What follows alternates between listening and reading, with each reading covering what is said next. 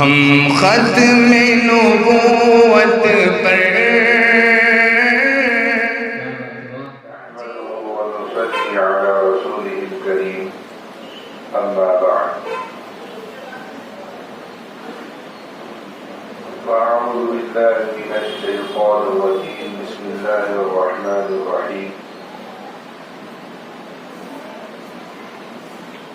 يا أيها الذين آمنوا ادخلوا في السلم كافة ولا تتبعوا خطوات الشيطان إنه لكم عدو مبين صدق الله العظيم.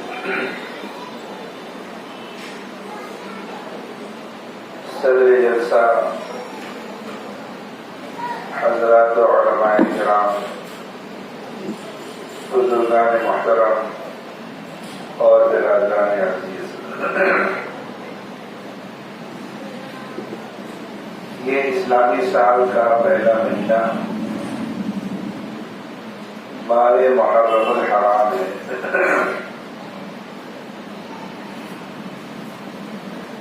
یہ ماہ مبارک خود احتسابی کا مہینہ ہے، اپنا جائزہ لینے کا مہینہ ہے۔ گزرے ہوئے سال میں کتنا عمل ہم نے دین و شریعت کے تقاضوں کے مطابق کیا ہے اور کتنا عمل دین و شریعت کے تقاضوں کے خلاف کیا ہے، اس کا جائزہ لینے کا یہ مہینہ ہے۔ اگر احکام شریعت کی پاسداری ہوئی ہے تو اس پر اللہ کا شکر ادا کرنا چاہیے، اور احکام شریعت کی ادائیگی میں کوتاہی ہوئی ہے تو توبہ و استغفار کرنا چاہیے، اللہ کی طرف رجوع ہونا چاہیے۔ اس ماہ مبارک میں چند کام سارے اہل ایمان کے لیے کرنے کے۔ سب سے پہلا کام تو یہ ہے کہ ہم دین سیکھیں اور دین پر عمل کریں۔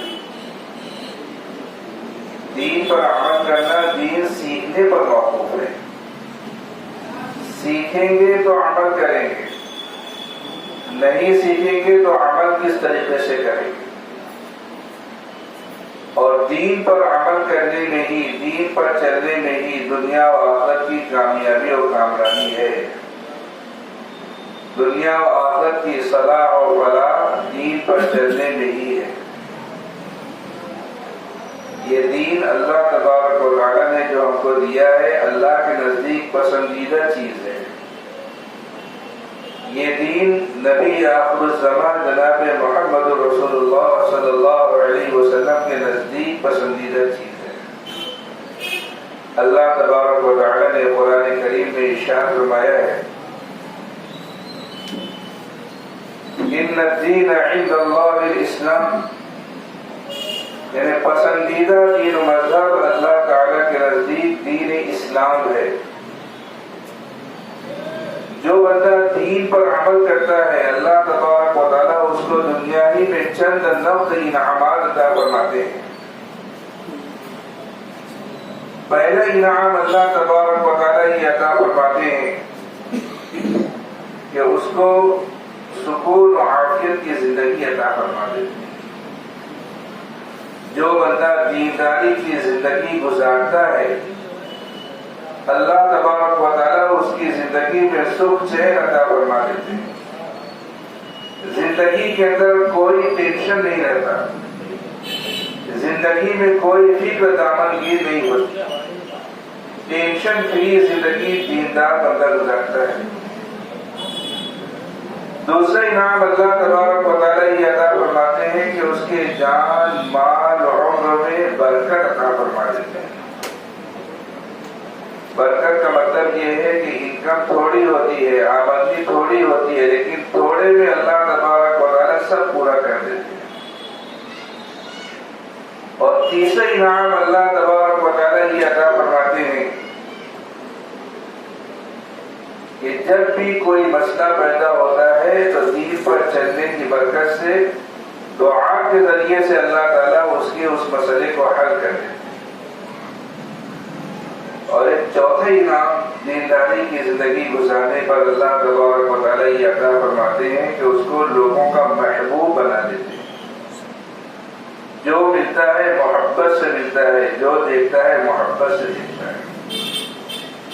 اس کے برعکس، اس کے برخلاف جو بندہ دین اور شریعت کو چھوڑ کر زندگی گزارتا ہے، قوانین شریعت کی احکامات خداوندی کی کوئی پاسداری نہیں کرتا، تو 4 قسم کے عذابات یا نقصانات میں اس کو دنیا ہی میں مبتلا کر دیا جاتا ہے.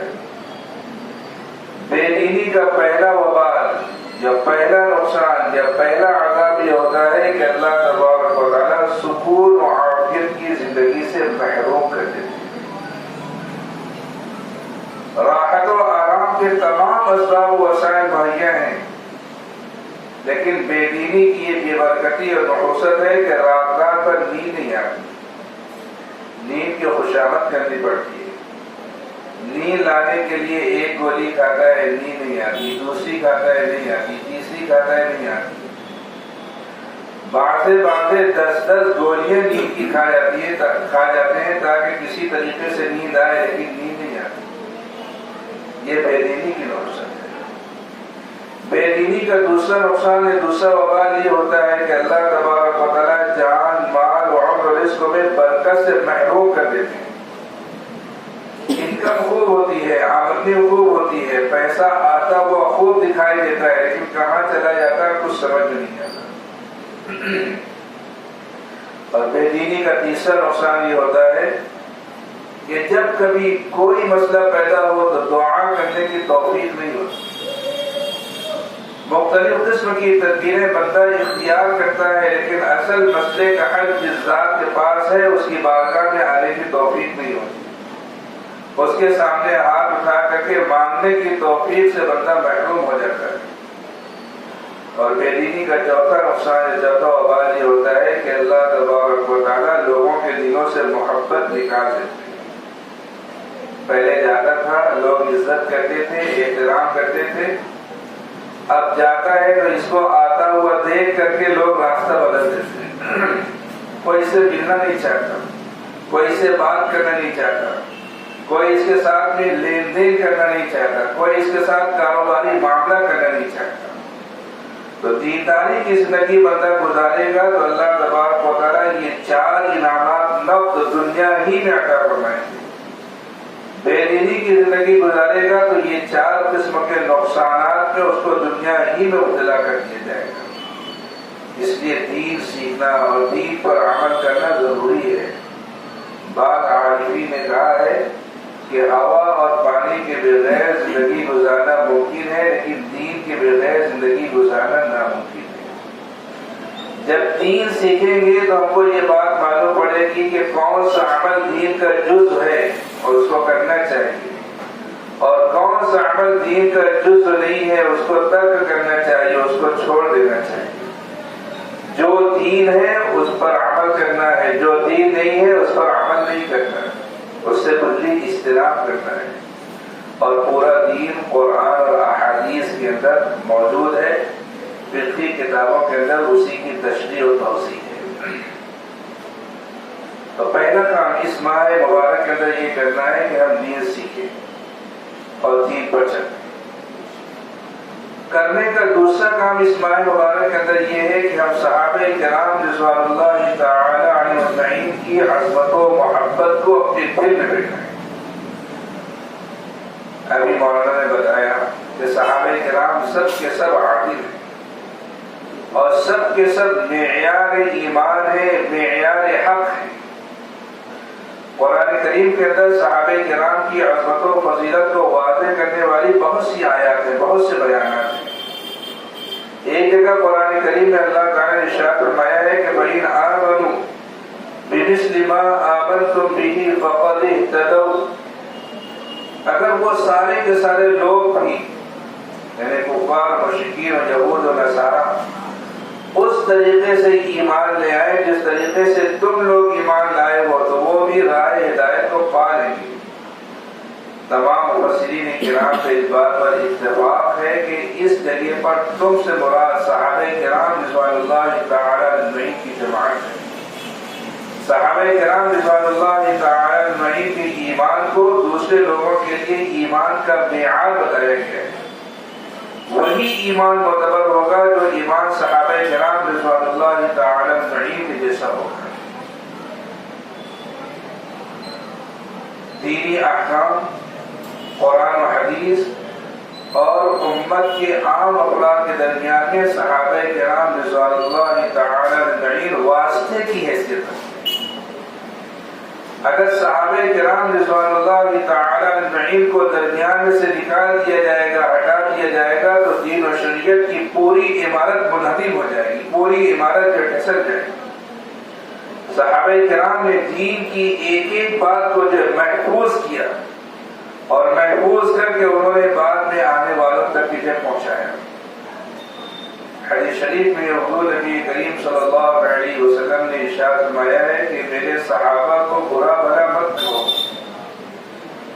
اس لیے کہ بعد میں آنے والوں میں سے کسی کا احد پہاڑ کے برابر سونا خرچ کرنا بھی صحابہ کرام رضوان اللہ تعالی اجمعین کے ایک مد یا نصف مد جو کے صدقے کے برابر نہیں ہو سکتا۔ اللہ تبارک و تعالی نے یہ مقام مرتبہ عطا فرمایا۔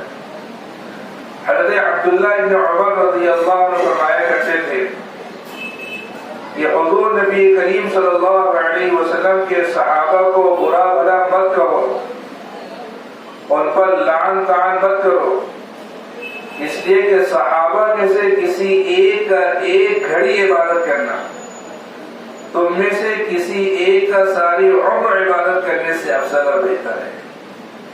حضور نبی کریم صلی اللہ علیہ وسلم کی صحبت کے لیے اللہ تبارک و تعالی نے صحابہ کرام رضوان اللہ تعالی اجمعین کی جماعت کا انتخاب فرمایا ہے۔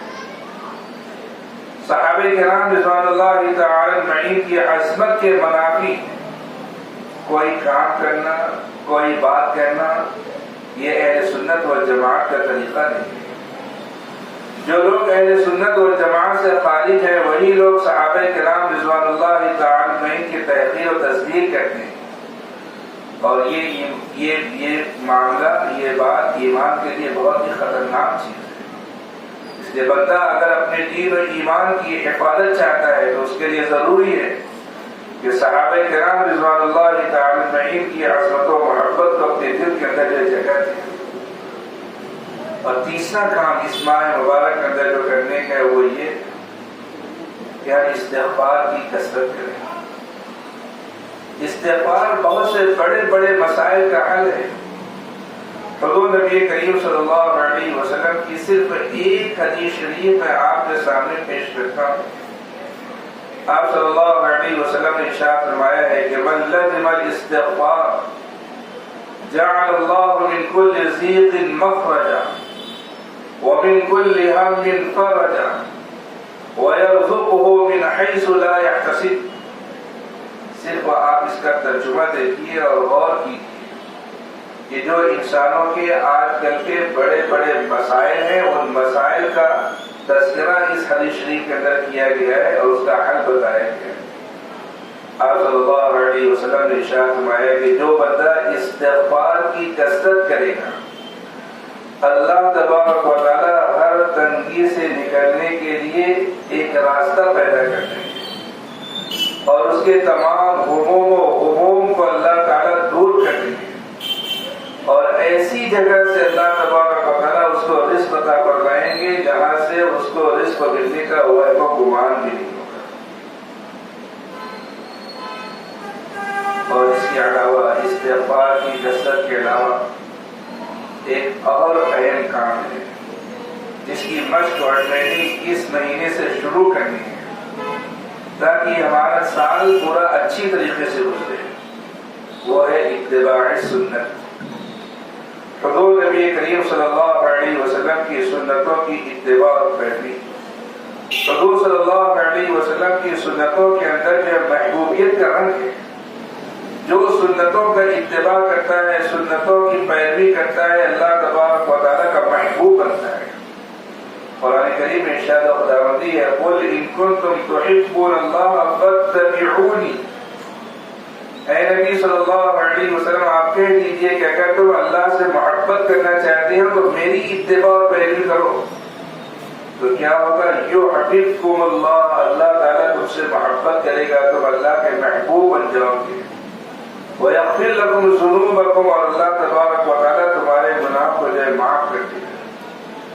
مشہور و معروف حدیث شریف ہے، حضور پاک صلی اللہ علیہ وسلم نے ارشاد فرمایا ہے کہ جو بندہ قوم کے فتنہ و فساد کے زمانے میں میری کسی ایک مٹی ہوئی سنت کو زندہ کرے گا، اللہ تبارک و تعالیٰ اس کو ایک شہید کا اجر و ثواب عطا فرمائے گا۔ یہ زمانہ فتنہ و فساد کا زمانہ ہے۔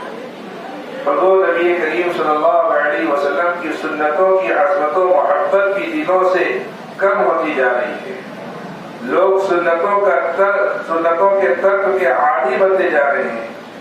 ایسے وقت میں اگر اپنے کسی عمل سے حضور نبی کریم صلی اللہ علیہ وسلم کی کسی ایک سنت کو بندہ زندہ کرے گا، اللہ تبارک و تعالیٰ اس کو وہ اجر و ثواب عطا فرمائیں گے جو ایک شہید کو اللہ تبارک و تعالیٰ عطا فرمائیں گے۔ تو کہنے کا خلاصہ یہ ہے کہ یہ محرم الحرام کا مہینہ ہے، یہ مہینہ خود احتسابی کا مہینہ ہے، اپنے اعمال کا جائزہ لینے کا مہینہ ہے۔ گزرے ہوئے سال میں اگر اللہ تبارک و تعالیٰ کی اطاعت و فرمانبرداری ہوئی ہے تو اس پر شکر ادا کرنا چاہیے، اور اگر کوئی کوتاہی ہوئی ہے تو توبہ اور استغفار کر کے آئندہ کے لیے متنبہ اور آگاہ اور چوکنا رہنے کی ضرورت ہے کہ ہمارا کوئی عمل دین و شریعت میں اختلاف نہ ہو۔ اور اس ماہ مبارک میں کرنے کی یہ اہم چار کام ہے۔ پہلا کام یہ ہے کہ ہم دین سیکھیں اور دین پر عمل کریں، اور دوسرا کام یہ ہے کہ صحابہ کرام کی عظمت و محبت کو اپنے دل میں بٹھائیں، اور تیسرا کام یہ ہے کہ ہم استغفار کی کثرت کریں، اور چوتھا کام یہ ہے کہ حضور پاک صلی اللہ علیہ وسلم کی سنتوں کا اتباع کریں۔ اللہ تبارک و تعالیٰ سے دعا ہے کہ اللہ تبارک و تعالیٰ کئی باتوں پر عمل کرنے کی توفیق عطا فرمائے۔ وآخر دعوانا